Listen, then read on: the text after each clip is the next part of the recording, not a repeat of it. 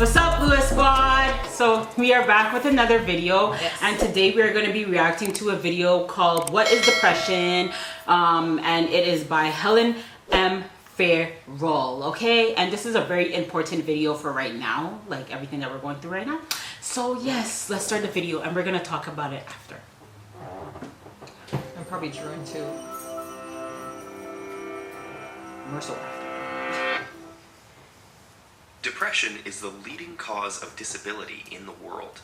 In the United States, close to 10% of adults struggle with depression. But because it's a mental illness, it can be a lot harder to understand than, say, high cholesterol.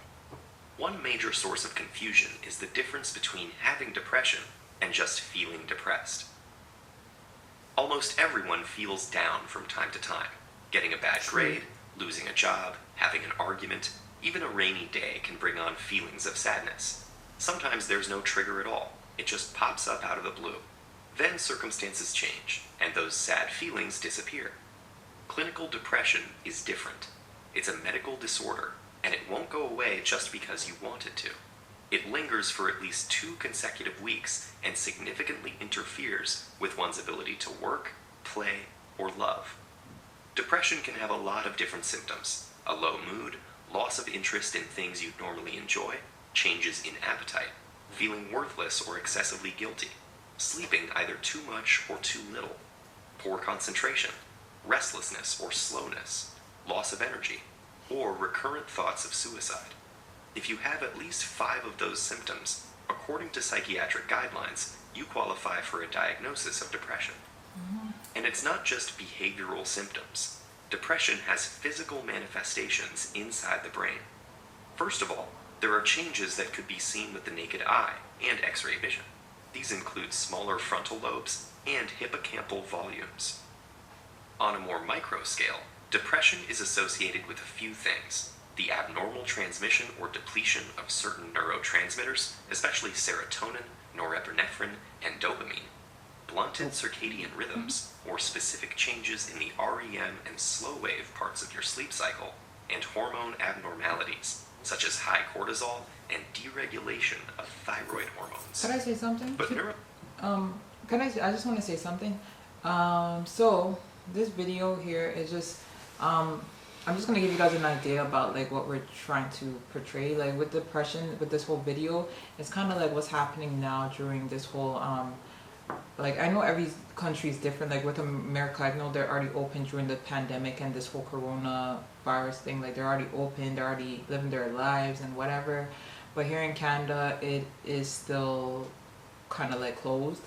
But everybody here is kind of like going through depression. I think people are going through depression everywhere. Period. Yeah. Period. During COVID, even those things are still open back in America and wherever. Okay. People Yeah. Let's just put it that way. Yeah. Everybody's going through depression, and people just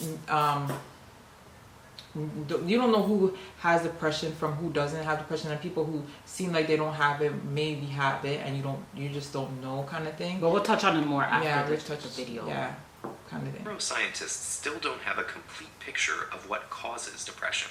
It seems to have to do with a complex interaction between genes and environment, but we don't have a diagnostic tool that can accurately predict where or when it will show up.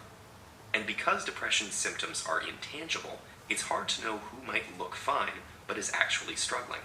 According to the National Institute of Mental Health, it takes the average person suffering with a mental illness over 10 years to ask for help. But there are very effective treatments. Medications and therapy complement each other to boost brain chemicals. In extreme cases, electroconvulsive therapy, which is like a controlled seizure in the patient's brain, is also very helpful. Other promising treatments, like transcranial magnetic stimulation, are being investigated too.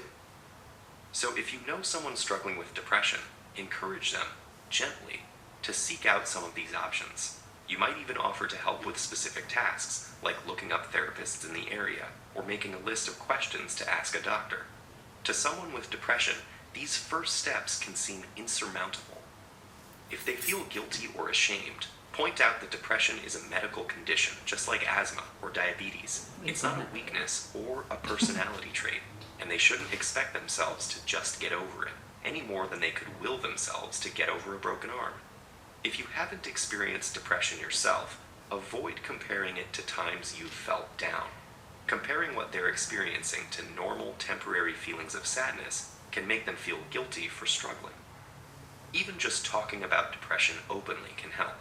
For example, research shows that asking someone about suicidal thoughts actually reduces their suicide risk. Open conversations about mental illness help erode stigma and make it easier for people to ask for help. And the more patients seek treatment, the more scientists will learn about depression, and the better the treatments will get. Okay, now you can go over what you're Okay, saying. so what I'm saying is that like it's just the same thing with this whole corona thing. It's like you don't know like who has it from who doesn't have it unless they go and get like just say tested. It's the same thing with depression. You don't know who's depressed from who's not depressed because you don't know until you go seek help for it, kind of thing. You know what I'm saying? And then things, Or unless they come and tell you that. yeah, unless they come and tell you, yeah, exactly. That's what I meant to say. Yeah, unless they come and tell you that they're depressed, kind of thing. So this video is just showing like it's kind of like what's happening now. Everybody's depressed either about jobs, if they're depressed about family problems, relationship problems, COVID, just everything that's going on around their lives.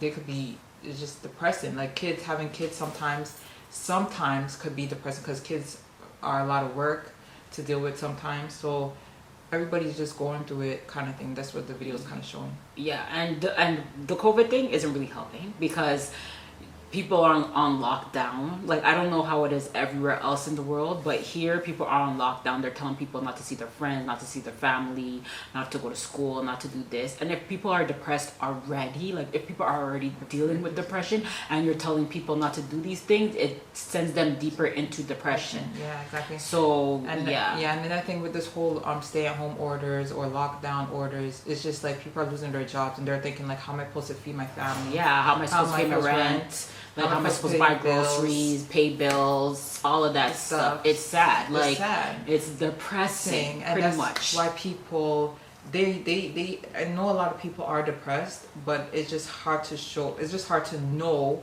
who has it, like depression from who doesn't have it unless they come and tell you. Yeah, like the man said in the video, you only know, like a lot of people who are depressed, you only know because they will open up and come and tell you. Yeah. And the only thing that you can pretty much do is get them help, like try to find therapists for them, or Google different places where they can go and find help. And also you can talk to them, like he was saying, you could talk to them, like if they're your friend or whatever, you can talk to them so they can share their their they can share how they feel with you. And then also you can also follow them, like you could support them by also following them to go and get help, like go and see their therapist, because maybe they're not comfortable going to the therapist alone. Maybe they want support with them, so you can go. So maybe they don't want support because they don't want you knowing all of their business. But and another thing is that with the brain too, like another thing is that with the brain, it's good at covering up stuff. So a lot of people who have depression are good at covering up their depression. Like your brain, you could be like really depressed, but you don't know how to like express it to, you know what I'm saying? You don't know how to like come out and say it. So your brain is just kind of holding everything inside and like holding you back from getting help or whatever. But if you are one of these people who need help, seek help. Like, it doesn't matter if it's like towards, like if you tell your friend or if you tell a therapist, if you know you need help, seek help, because I know for sure I'm not perfect. And a lot of people are good at covering it up, and you will never know like who needs it from who doesn't. There's a lot of people with mental illnesses that are walking around that need help and they don't get it because they probably feel like people are gonna start talking bad about them. They say like they're crazy. Yeah, stuff like that, and they probably don't want to get it because of those reasons, or people probably just feel like they don't need it. But at the same time, if you know that you need it, then yeah. So this is just a video to show even like what's happening right now. This is a video to kind of show what's happening right now. A lot of people who are depressed, like this is a video for you who are watching. If you are depressed, or if you know you have issues here and there, this is just a video to help you maybe seek help. We don't know who you are, but you know who you are, kind of thing. So yeah. And open up about it. Don't keep it to yourself. Yeah. Like tell somebody. Yeah. Kind of like with suicide. If you're feeling suicidal, tell someone. Don't keep it to yourself. Yeah. And if you know somebody who is suicidal or depressed, you should help them. If somebody is depressed, you should, and you know that they're depressed, you should try to help them out of their depression and not send them further into their depression, because depression can lead to suicide. Exactly. So it's better to help them in the early stages, like try to get it early before it leads to like something worse. Yeah. But yeah, that's pretty much all we wanted to come and, you know, share with you guys. Positive vibes. Yes, positive vibes. So if you have been, like if you're struggling with depression, or if you have been depressed in the past or whatever, let us know in the comments below. Let us know what you did to kind of get over it. Yeah, to get help. And like, did you go to a therapist? Did you talk to friends? What happened? What did you do? Did you take some time for yourself? Did you meditate? You know, stuff like that. Go to church. Another thing is with me, I Pray. personally, I feel like getting like hopefully maybe like when everything gets back to normal here, I feel like I need to sit down with like a therapist myself, yes, and talk to them. Like I have to admit it, I'm not perfect here and there. So if you guys here are not shy to open up about it as well, then leave it in the comments below. Yes, but thanks for watching, you guys. Make sure that you guys like this video. Make sure that you guys comment in the section below. Yes. Comment section below. And make sure that you guys follow us on Instagram. Lewis Girls 18. Yes, and thanks for watching, you guys. Bye.